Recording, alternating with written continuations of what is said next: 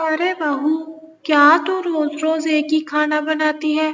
कभी कुछ अच्छा भी बना लिया कर। माँ जी, अभी 2 दिन पहले ही तो मैंने चीकू के कहने पर पास्ता बनाया था।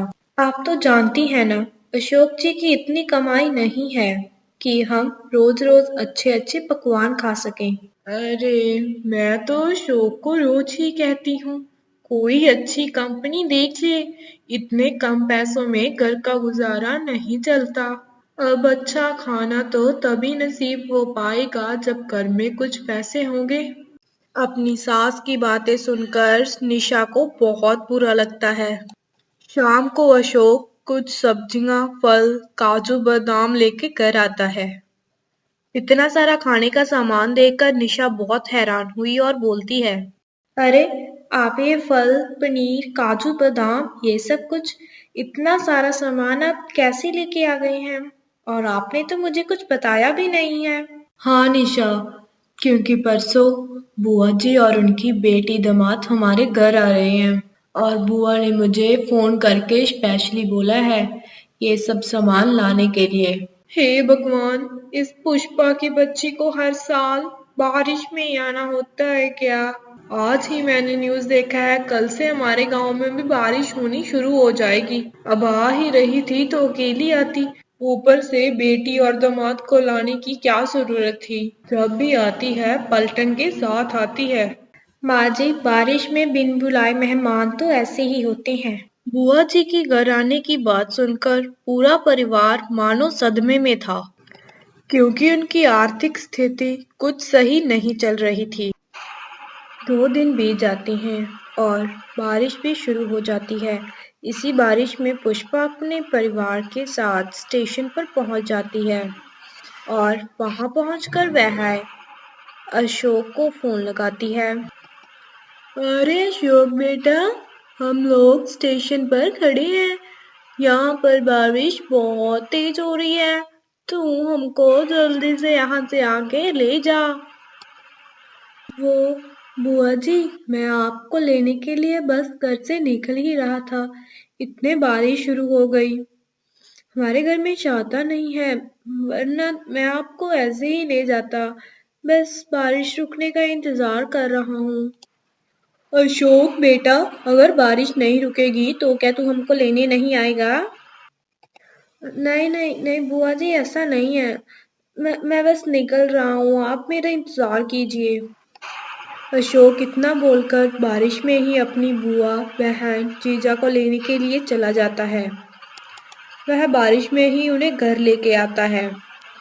घर आते ही पुष्पा की बेटी नेहा अपनी भाभी से कहती है, भाभी आप कितनी गंदी जगह रहती हैं। अगर किराए के घर पे ही रहना है तो कोई अच्छी जगह रहिए ना। देखो, मैं पूरी तरह से भीग गई हूँ और रोड पर भी इतना पानी था कि पूछो ही मत। वैसे निशा बहू, हमारा चीकू की तरह नजर नहीं आ रहा। वो बुआ जी, उसके एग्जाम्स चल रहे हैं ना, तो वह स्कूल गया है।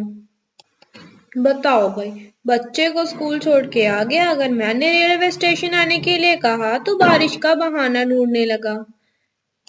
क्यों अशोक, बुआ को घर नहीं बुलाना चाहते? अरे पुष्पा, ऐसा नहीं है। अगर ऐसा होता तो जब तुम बारिश में बिन बुलाए मेहमानों की तरह आ जाती हो तो हम तुम्हारा स्वागत थोड़ी करते। हम तुम्हें उल्टे पांव वापिस ना भेज देते।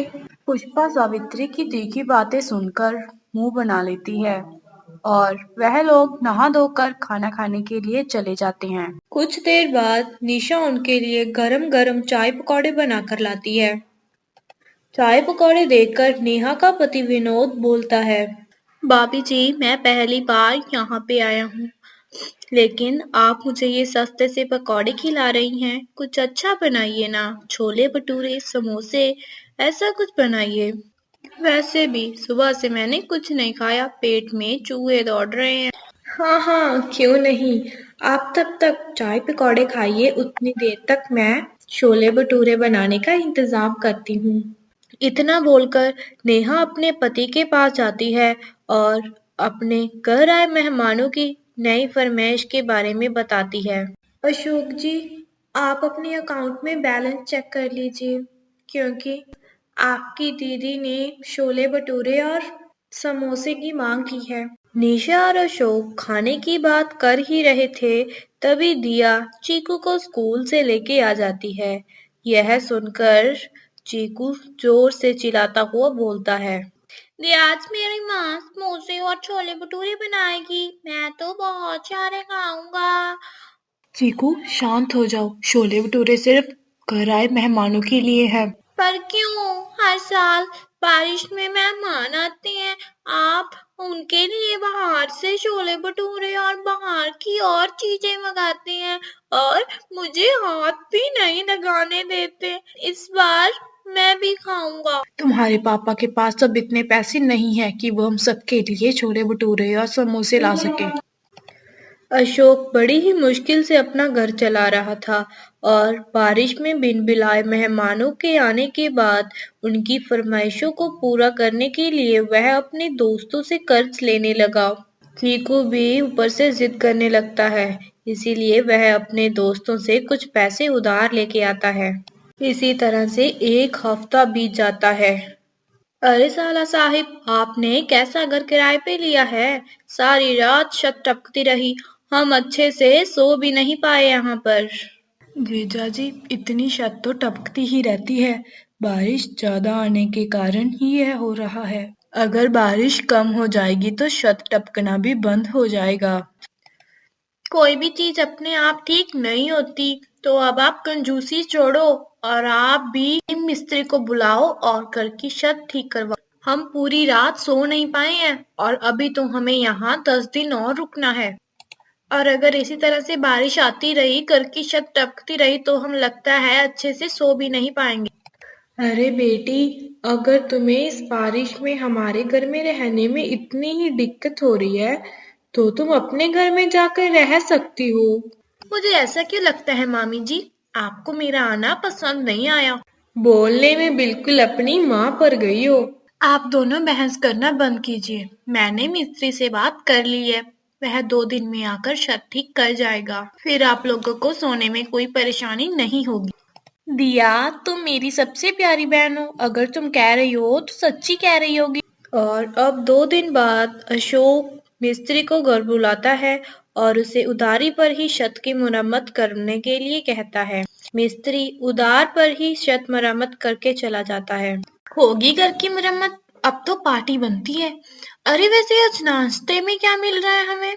मैंने चाय पराठे बना दिए हैं, आप सब लोग फ्रेश हो जाए, उसके बाद हम खाते हैं। क्या आज भी चाय पराठे बहू? इतना अच्छा मौसम हो रहा है, कुछ अच्छा बनाना। एक काम कर, तू डोसा बना ले। क्या डोसा? लेकिन बुआ जी, मैंने डोसा बनाने की कोई तैयारी नहीं कर रखी है। तो क्या हुआ बहू, सामने ही तो दुकान है, एक काम कर, तू चीकू को भेज दे, वह भाग के जाएगा और ले आएगा और थोड़ा खुद भी खा लेगा। मैं जब से आई हूँ तब से चीकू का चेहरा देख रही हूँ, बच्चे को अच्छे से खाने के लिए पकवान नहीं मिलते और आज इसी बहाने वह भी खा लेगा। समय के साथ धीरे धीरे पुष्पा की डिमांड भी बढ़ती जा रही थी, जिसकी वजह से अशोक बार बार अपने दोस्तों से कर्ज लिए जा रहा था और अब वह कर्ज में इतना ज्यादा डूब गया था, उसके दोस्त उसे बार बार फोन कर कर पैसे मांगने लगे।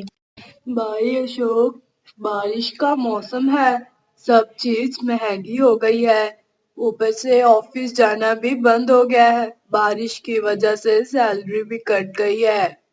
भाई अब तू पैसे दे दे, देख मुझे पैसों की बहुत जरूरत है। भाई मेरे घर मेहमान आए हुए हैं, लेकिन तू चिंता मत कर, मैं जल्दी तेरे पैसे वापस लौटा दूंगा। यार मैं पिछले 10 दिनों से यही सुन रहा हूँ। यार तेरे बिन बुलाए मेहमानों की वजह से ना सिर्फ तुझे दिक्कत हो रही है, हम सब भी परेशानी में हैं। इतना बोलकर अशोक का दोस्त फोन रख देता है। अशोक को इतना परेशान देखकर निशा, दिया और सुमित्रा उसे हौसला देती हैं और घर से बिन बुलाए मेहमानों को जाने के लिए कोई तरकीब सोचती हैं। माँ, ये तो जाने का नाम ही नहीं दे रहे, अब हमें कुछ करना होगा। नहीं तो हम कर्ज में डूब जाएंगे। 2 महीनों से चीकू के स्कूल की फीस नहीं गई है और ऊपर से घर का किराया भी नहीं दिया है। अब तो मैं भी इनसे परेशान हो गई हूँ अशोक जी, इसीलिए मैंने कुछ सोचा है। शायद हमारे तरीके से ये लोग यहाँ से चले जाएं। आप अपने दोस्तों को घर बुला लो। जब वह घर आकर हमारी इंसल्ट करेंगे तो क्या पता इनको कुछ असर हो जाए। क्या पता ये यहाँ से चले ही जाएं। बहू बिल्कुल सही कह रही है अशोक बेटा। चल तू अपने दोस्त को फोन कर अभी और उसे कह दे वह बारिश में इसी वक्त हमारे घर में आए। वह मेहमानों को घर से भगाने के लिए जानबूझकर अपने कर्जदारों को घर बुलवाती हैं। वह एक एक करके अशोक के घर आते हैं और उससे अपने पैसे मांगने का नाटक करते हैं। जिसके बाद सुमित्रा पुष्पा से कहती है, पुष्पा तुम्हें तो पता है हम कितने गरीब हैं। तुम्हारी तो बात ही अलग है। बुरा न मानो अगर तुम हमें 10,000 रुपए दे दोगी तो हम घर आ रहे कर्जदारों को रोक सकेंगे। उन्हें पैसे दे देंगे अगर तुम हमें पैसे दोगी तो। मैं तुम्हें वादा करती हूँ मैं सारे पैसे तुम्हें जल्द से जल्द वापस भी कर दूंगी।